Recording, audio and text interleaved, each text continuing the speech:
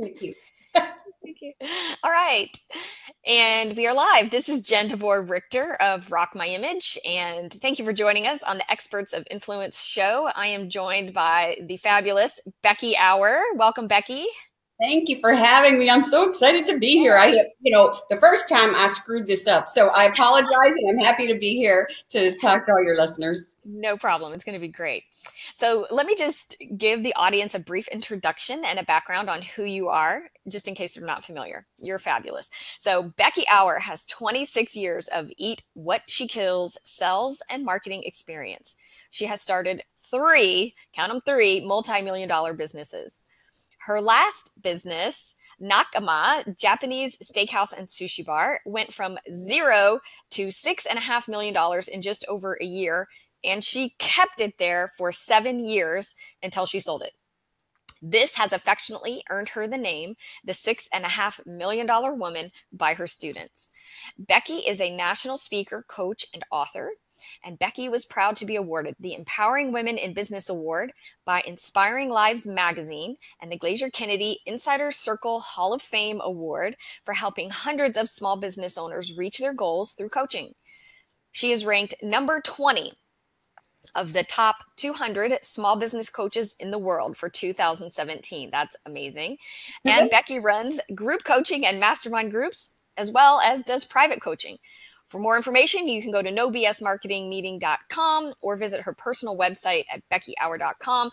But I want to give you the opportunity to get to know Becky live and in person right now. So welcome, Becky. Yeah, thank you. Thank you. As you read that off, it's like, wow, that's been a lot of years building up, building up all that stuff. So I know. Someone said to me yesterday, they said, you don't look old enough to have all of that experience. And I said, well, it's healthy living, right? You have to take care of yourself. Same for you. Say thank you. After 21, it's all downhill. It's what I tell my girls. Like you get there, you want to have a drink, you're all legal, and then you go down. Yeah. I know, right? Oh, don't mention 40. Woo, that's a whole nother challenge. All right. So give the audience a little background on how you got started in business in the first place. How did you end up here?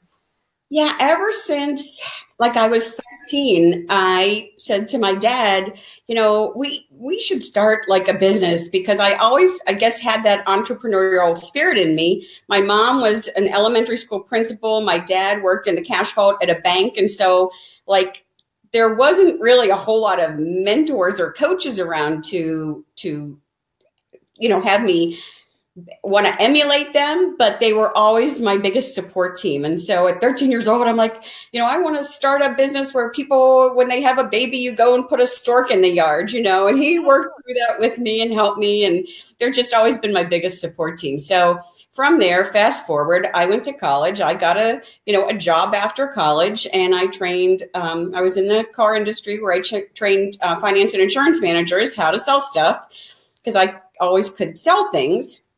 And kind of fast forward from there, got married, moved out to Long Island for 2 years, and moved back when I got pregnant to Pittsburgh, where I currently am now for the last 18 or 19 years. But started the business with my now ex-husband, and we started a fire water restoration business, and then went to get, a lot of those people that we rebuilt their house, started a construction business. And then I got sick of that because everybody wanted the Taj Mahal right after I didn't have the Taj Mahal to start. And fella approached me and said, hey, I know that you do all this great marketing and are getting all this great business. Will you come and do that for a restaurant that I want to start? Fast forward 3 years, it took 3 years of, putting it together and everything. And I said, I'll come in and do all the marketing because I had learned about Dan Kennedy and direct response and building a list and the importance of all that by then. And I said, I'll come and do the marketing, but you cannot question me as to why I'm doing it. And you run the restaurant and I won't question you because I don't want to deal with that end. And it just ended up being a perfect partnership.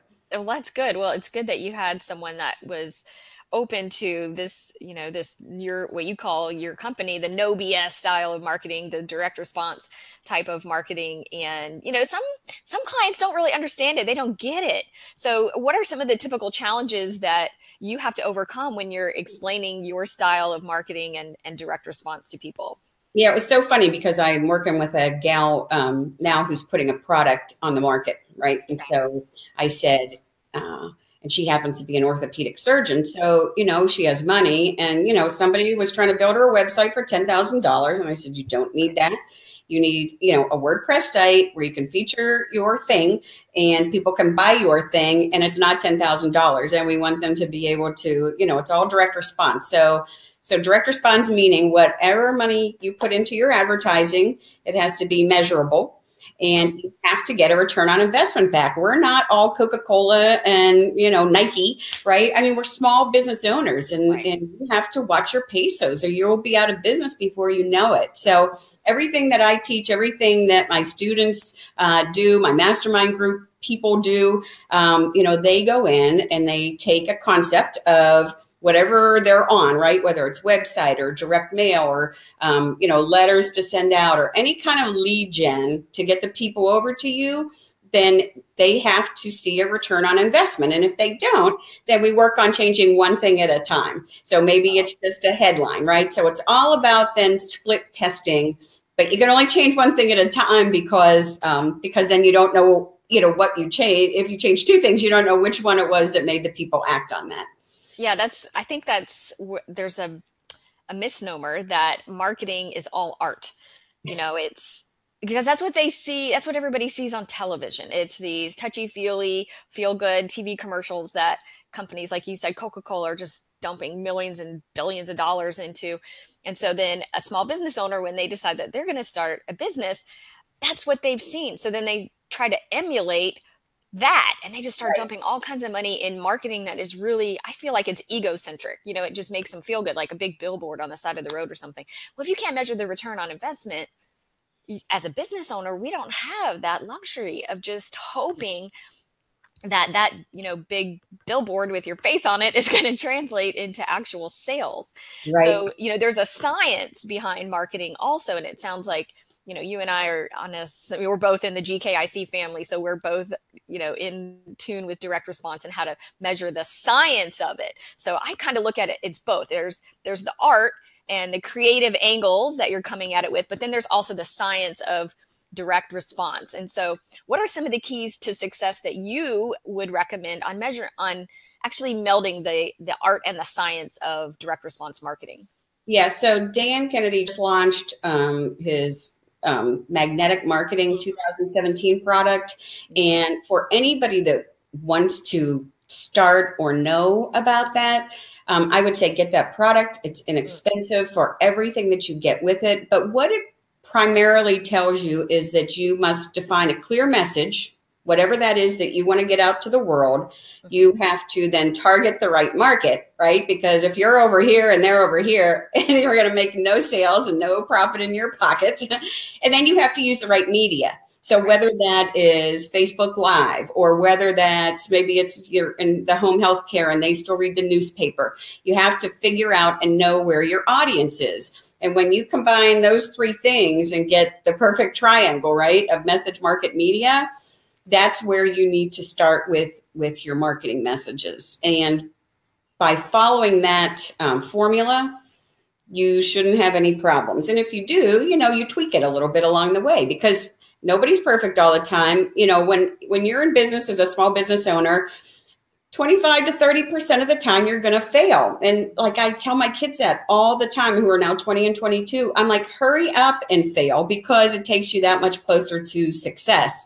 But everybody's so afraid to fail and to try something and have it flop. And it's just kind of part of the lifestyle. Like my parents still don't know exactly what I do. They know I do marketing stuff and, but for them to sit there and explain to somebody what I do, it's hilarious. So know that, failure is not a bad thing. It's only a bad thing if it lets you stop yourself from going forward. It's just a little hurdle and you have to just keep going and you can't take it personally. Just get a mentor, get a coach, get somebody who's already been there and done that and keep moving forward. So speaking of getting mentors and coaches, do you have people that are your inspirations, either in this industry or outside of the industry that you look up to? Because coaches need coaches. Even successful people have coaches. And we're all players in this game of business. And if you look at it like being an NFL athlete, those people are at the top of their game, but they still have coaches. So who are your coaches? Who are the people that inspire you other than Dan? Because I know that he is like, the godfather of marketing. Other than Dan Kennedy, who's inspiring you? Yeah, well, I follow a couple people, Dan, of course, being at the top of the list because I've kind of done my journey under his wing, if you will. James Malinchak, I always adore and love, and he always has great, every time you see him speak, he just, I love his energy, right? And I kind of follow him because of that. And he also has great advice. He's been there, he's done it. It's not like it's, theory, right? So he's out there really doing it. I listen to Pat Flynn, Smart Passive Income podcast. I just love him. I think, I love how he just shares everything, with his audience, and you can either choose to participate or not. So I listen to, I'm kind of a nerd. I don't really listen to, or, I do listen to many 99% marketing books. I don't listen to just regular like love stories or mysteries or anything like that. I kind of really live and breathe the whole marketing thing. That's what I love to do. So, so I agree. You really need to get,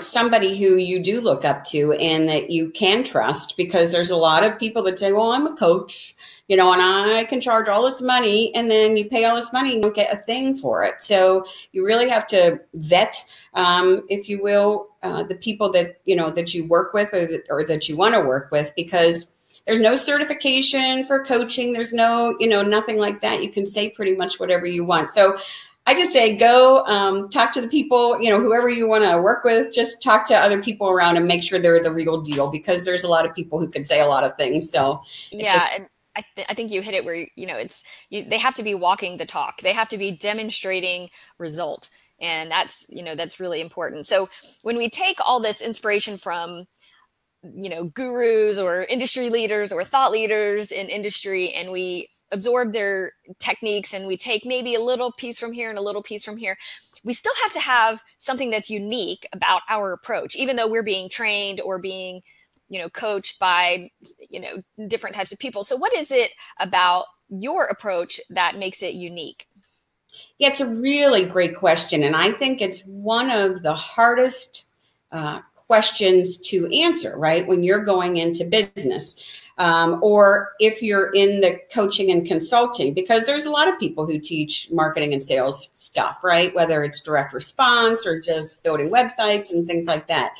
And so I think that as you move forward, you figure out who you like to work with.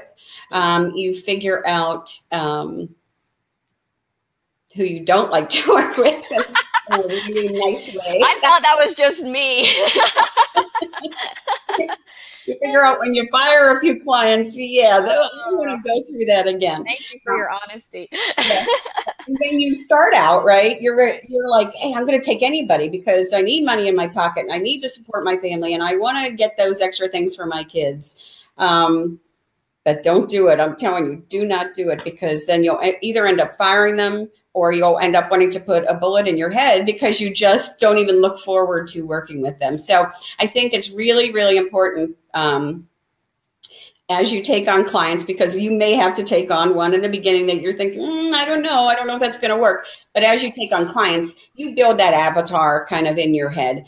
Do you like dealing with men or women? In my opinion and what I've seen in the past, everybody in my mastermind group right now, it's all men. It's hilarious, but they are men without an ego, right? So I can go in there and say, I like that idea. Why don't you consider doing this? And they actually do it, right? So if they can leave their ego at the door and they don't know everything and that type of thing, then you are welcome, right? But there are so many women that are, that I think need help and need to, want help, but don't exactly know where to go and are a little bit either shy or afraid or whatever. The thing I see the most when I teach my small business owners and coach my VIP groups and my mastermind groups, not as much in mastermind, but in the first two, right? Because they're a bit, on the lower level.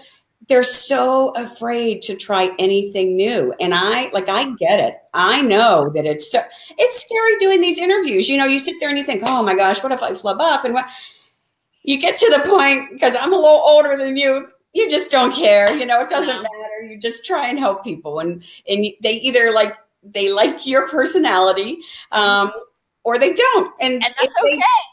If they don't, they're not your people. You don't want them in your group of, in your group that follow you. So it's a bit of a learning experience, as you know, but I think you kind of figure it out as you go. And trust me, you'll know when you don't want to work with somebody. And then when you get a great person, you know, it just is like, oh, I need about 100 of you and then I'm set for life. Yeah. Yeah. You know, I think a lot of that just comes from being prepared. So I've been like on a media circuit recently for the second printing of our book, which is really exciting. And yesterday I was on television locally, and my assistant Anna was with me, and we're driving there, and she's like, "Are you nervous?" I said, "No." I'm like, "Isn't that weird?" I said, "I feel like this is what I'm meant to do because I'm prepared.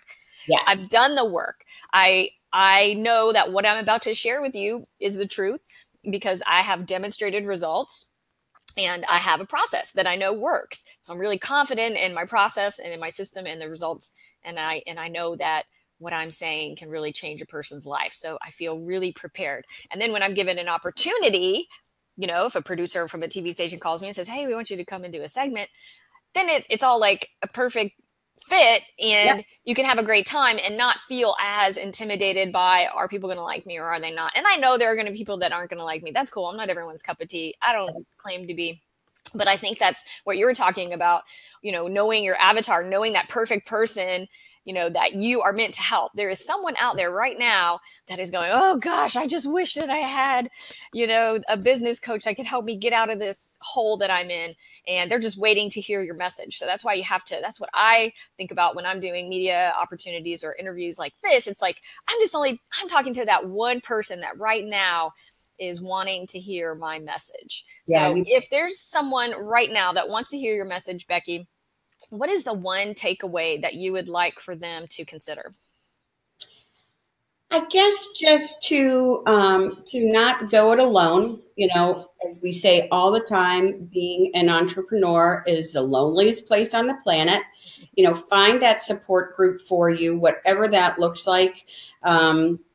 Because if you go home and you say to your spouse or your significant other, "Oh, it's been a really rough day," you know, first thing you usually hear is, "I told you, you shouldn't have done that. You know, you should have stayed at the corporate job. You're so stressed out all the time. Why do you do this to yourself?"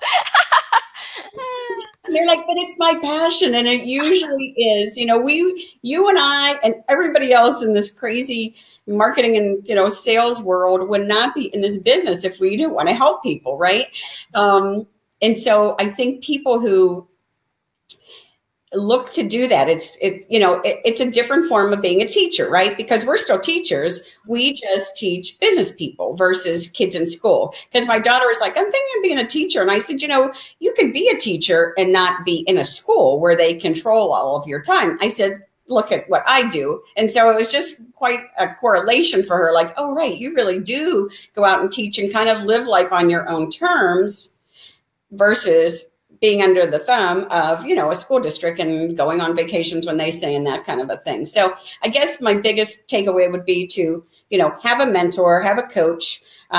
You're in this because you want to help other people and make money. I mean, it can't just be all give, right? You have to charge for what you learned through this process. So you have to be able to make money, and you also just have to have fun. I mean, if you're not having fun, it's so not worth it. So on that note, I pull up my prop. I love that.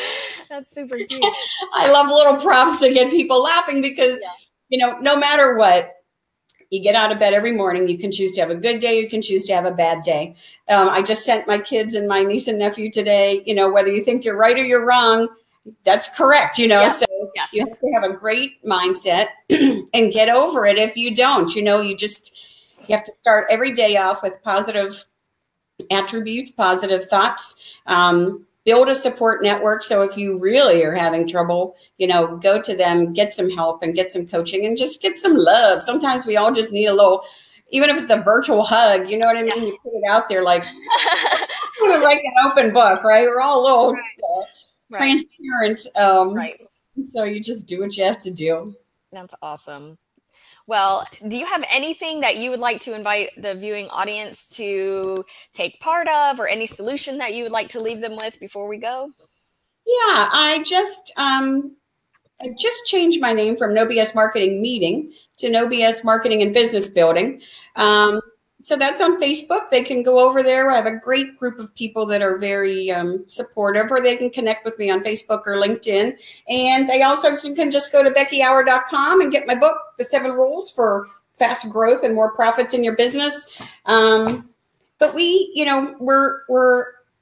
I call my little group of women my sheroes, because you're all out there trying, right? Everybody's out there trying to do it. And if you get a little inspiration from either series like this, where it's experts of influence, because we weren't always experts, right? We all started somewhere. And you only become an expert by putting your time in, talking to other people, investing in your learning, just like I had nothing booked, right? Now I'm going to 3 conferences this before December, which is just, I love to travel, but all of a sudden they all came available and I'm like, oh, I'm going. Go. You just keep learning. If you get one thing from those conferences or one person that you meet there, it's just a win-win. So it's hard not to go. Yeah, and I'm so excited because I'm going to get to hang out with you at the GKIC conference here in a couple of weeks in Cleveland, and I'm looking forward to that at the end of the month to get to know you even better. It's going to be a great time. All right, so with that, thank you so much, Becky Auer, for joining us on Experts of Influence, and I just wish you success and prosperity and abundance and happiness and joy and love in your life. Thank you, and I really appreciate you sharing your insights. Oh, back at you. I can't wait to meet you in person, and now we may have a cocktail or something. Absolutely. Let's do it. All right. See you in a couple weeks. Thanks. All right. Bye.